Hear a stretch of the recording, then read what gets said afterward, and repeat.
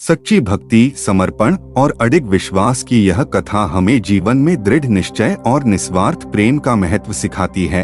यह कहानी एक ऐसे राजा की है जिसने सांसारिक वैभव और ऐश्वर्य को त्याग कर परमात्मा के दर्शन की साधना का मार्ग अपनाया। यह राजा अपने राज्य में अत्यंत शक्तिशाली और समृद्ध था। उसके पास संपत्ति, वैभव और सुख सुविधाओं की कोई कमी नहीं थी। उसके महल में स्वर्ण के खंभे, बहुमूल्य आभूषण और असंख्य सेवक थे, परंतु इन सब के होते हुए भी उसके हृदय में एक शून्यता का अनुभव होता था। वह महसूस करता था कि यह सब सुख साधन नश्वर हैं और जीवन का वास्तविक उद्देश्य ईश्वर का साक्षात्कार है।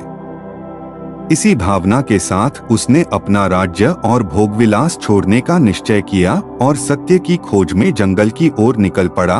उस समय जंगलों में कई महात्मा और तपस्वी रहते थे जो ध्यान और साधना में लीन रहते थे। जंगल फल फूलों से भरा पूरा था, जिससे साधुओं को अपने भोजन के लिए किसी विशेष साधन की आवश्यकता नहीं थी। वहाँ की मिट्टी में अद्भुत सुगंध थी। पक्षियों का मधुर कलरव वातावरण को संगीतमय बना देता था। इस शांतिपूर्ण स्थान में राजा का मन रम गया, परंतु अपने सांसारिक अनुभव के कारण उसने 3 बहुमूल्य लाल रत्न अपने साथ रख लिए, यह सोचकर कि यदि कभी आवश्यकता पड़ी तो इन रत्नों का उपयोग किया जा सकता है। उसी समय एक ठग ने राजा की गतिविधियों पर नजर रखी। वह ठग अत्यंत धूर्त था और राजा के पास मौजूद रत्नों को हड़पने का षड्यंत्र रचने लगा। राजा को महात्मा की तलाश थी जो उसे आध्यात्मिक ज्ञान दे सके। वह कई संतों और महात्माओं से मिला, लेकिन हर बार उसे यही सुनने को मिलता, जब तक तुम्हारे पास गुरु का मार्गदर्शन नहीं है तुम्हारी साधना अधूरी रहेगी। बिना गुरु के भक्ति सफल नहीं होती। राजा ने ठान लिया कि वह अपने लिए एक गुरु अवश्य खोजेगा। उसने निश्चय किया कि वह नदी में स्नान करके लौटेगा और जो भी व्यक्ति सबसे पहले उससे मिलेगा उसी को वह अपना गुरु मान लेगा, चाहे वह कोई भी हो। जैसे ही राजा स्नान करके लौटा, ठग ही उसके सामने खड़ा मिला। राजा ने उसे गुरु मानते हुए आदर पूर्वक प्रणाम किया और निवेदन किया, गुरुजी, कृपया मुझे दीक्षा दीजिए।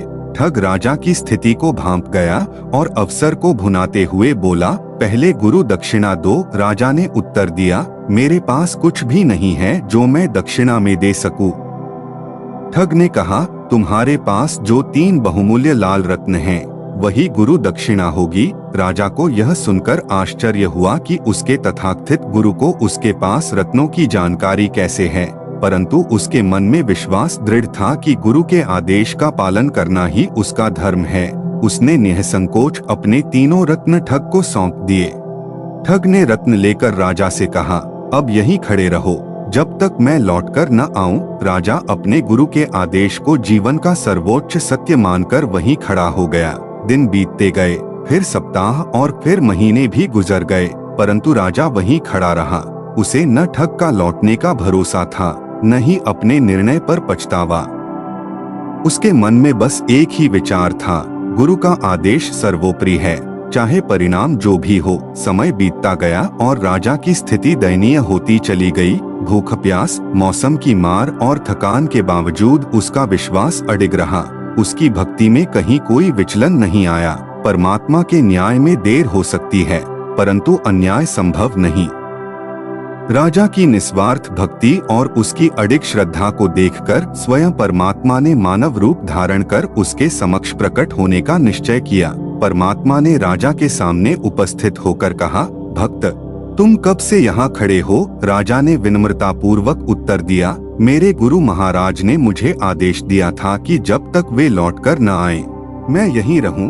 परमात्मा ने सत्य प्रकट करते हुए कहा, राजन, जिसे तुम अपना गुरु मान बैठे हो वह एक ठग है। उसने छलपूर्वक तुम्हारे रत्न हड़प लिए हैं और अब लौटकर आने वाला नहीं है। राजा ने उत्तर दिया, हे प्रभु, मेरे लिए मेरे गुरु ठग हो या महात्मा कोई अंतर नहीं पड़ता।